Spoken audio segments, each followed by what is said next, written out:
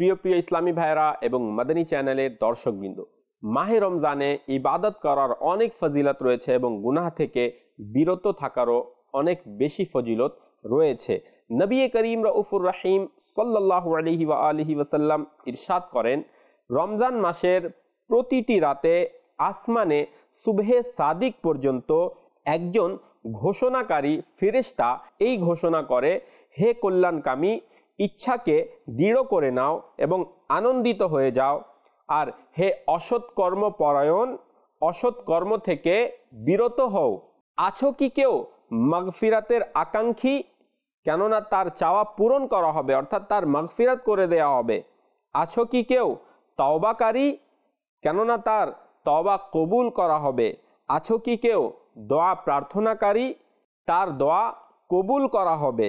আছো কি কেউ কিছু চাওয়ার? তার চাওয়া পূরণ করা হবে।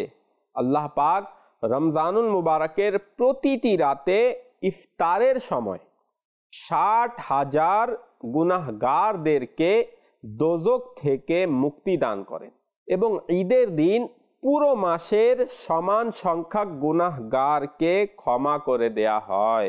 প্রিয় ইসলামী ভাইরা, আল্লাহ পাক আমাদেরকেও রমজানুল মুবারকে বেহিসাব মাগফিরাত দান করুক। এই মাসে যেন আমাদেরও ক্ষমা হয়ে যায়। আল্লাহ পাক আমাদের সকলকে ক্ষমা করুক। আমিন বিজাহিন নবিয়িল আমিন সাল্লাল্লাহু আলাইহি ওয়াসাল্লাম। সাল্লু আলাল হাবিব সাল্লাল্লাহু আলা মুহাম্মদ সাল্লাল্লাহু আলাইহি ওয়াসাল্লাম।